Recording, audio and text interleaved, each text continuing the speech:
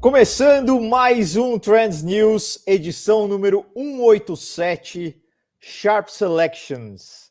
Hoje eu estou aqui com Felipe Carvalho, Nai Correia e Paulo Muniz para a gente trazer tudo de mais relevante que aconteceu no nosso mundo em transformação digital, pelo menos nessa última semana. Bom, sobre a carta do especialista, você já sabe. É só assinar a newsletter do Renato Grau, que você recebe também uma coletânea de informações. E se você ainda não segue, assine lá a carta do especialista no LinkedIn, mas também siga aqui os nossos outros co-hosts, nosso canal no YouTube, ative o sininho, receba as notificações, enfim, fique com a gente. Somos 17 especialistas tentando cobrir tudo de mais relevante que está acontecendo no nosso mundo em transformação digital. Eu quero começar com uma antecipação aqui em relação a 9/9.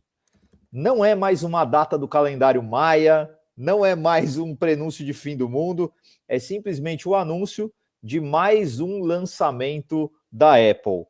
9/9, teremos um novo iPhone, provavelmente lá o iPhone número 17, mas do que a gente está vendo, especialmente nos últimos lançamentos da Apple, as grandes inovações não têm acontecido exatamente no celular, ou pelo menos na sua forma física ali. Então, há 2 lançamentos atrás, a gente falou muito aqui, inclusive no Trends News, sobre Ray Tracing. E há um lançamento atrás, a gente falou sobre as novidades nos AirPods. Então, vamos recapitular um pouquinho do que aconteceu, né? Quando a gente, lá atrás, há 2 lançamentos, falava de Ray Tracing, a gente estava falando da Apple tentando se consolidar de fato como um console, como um videogame, e tentava trazer muito do que era a experiência que o jogador só poderia ter tendo um PlayStation ou tendo um Xbox para dentro do celular.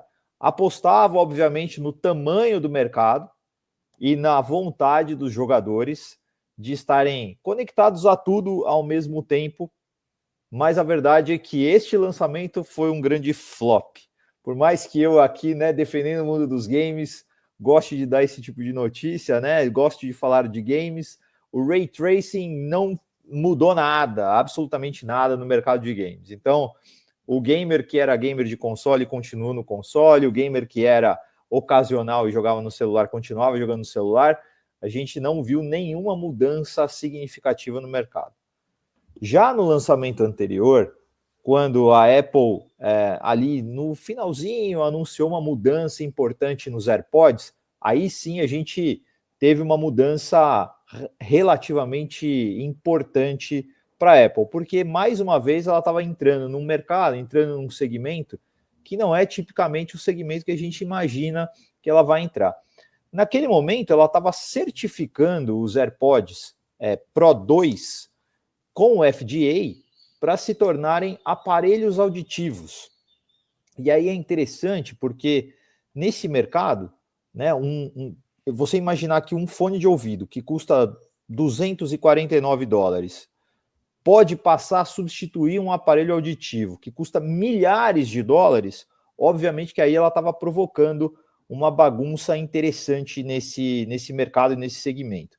Então, é um mercado bastante relevante, né? Só nos Estados Unidos, né? Cerca de 10% da população, portanto, mais ou menos 30 milhões de americanos têm perda auditiva e aí poderiam se beneficiar disso. A gente está falando de outros 7 milhões de pessoas no Reino Unido, enfim, então isso realmente tinha um potencial bastante grande de mexer com o mercado.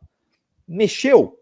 Sim, mexeu, e aí a gente pode ver o reflexo disso, inclusive, na valorização, ou melhor, na desvalorização das ações de diversas empresas que atuavam especificamente nesse segmento. Então, a gente tem a Amplifon, por exemplo, que teve uma queda de 7,2% nas suas ações desde que houve esse lançamento.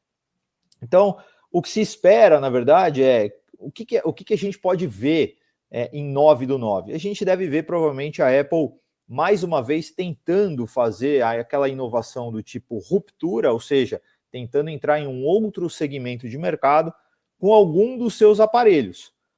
Para o iPhone 17, eu acho que a coisa mais provável, e aí é um chute, tá? Mas é um chute de quem acompanha muito os lançamentos.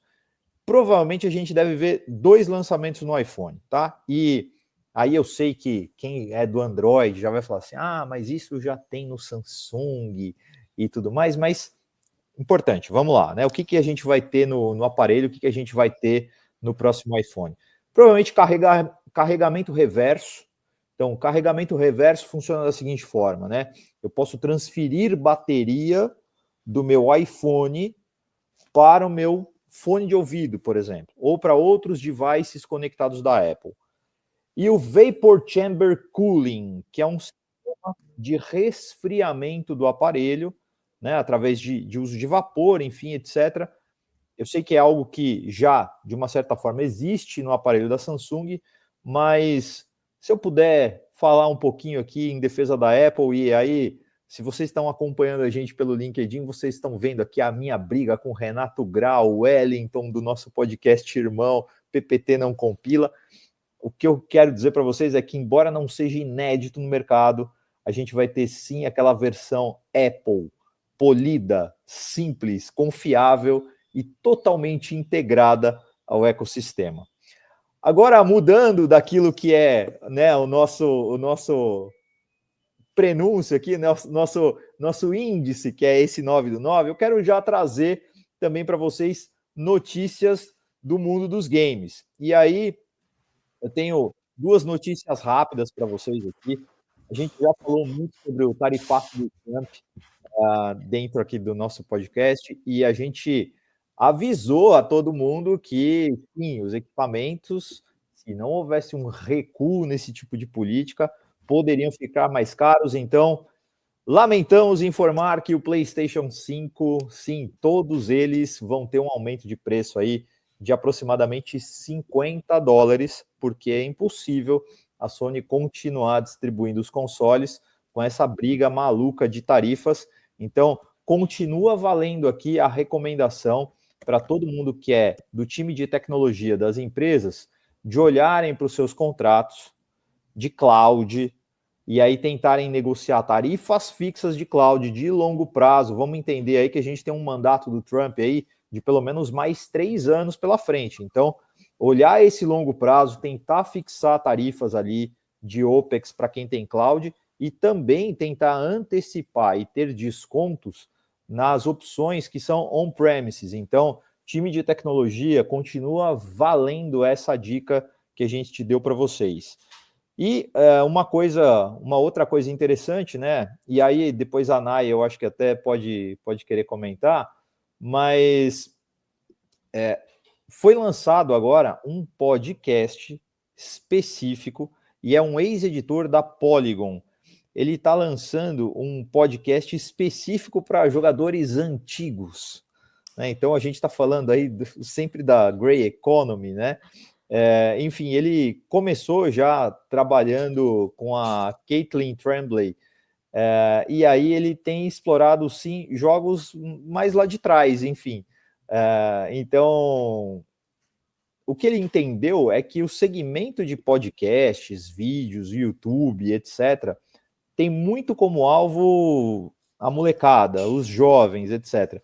Mas a gente tem uma população gamer que é cada vez mais velha. E aí, esse público 35 mais não tem uma mídia que ele acha interessante, relevante, não está construída para ele. Então, ele entendendo isso, ele acabou criando um podcast novo que tem esse propósito aí de falar de games antigos e, mais do que isso, ter como público-alvo a Grey Economy. Então, coisas interessantes, coisas relevantes que estão acontecendo aí também no mundo dos games.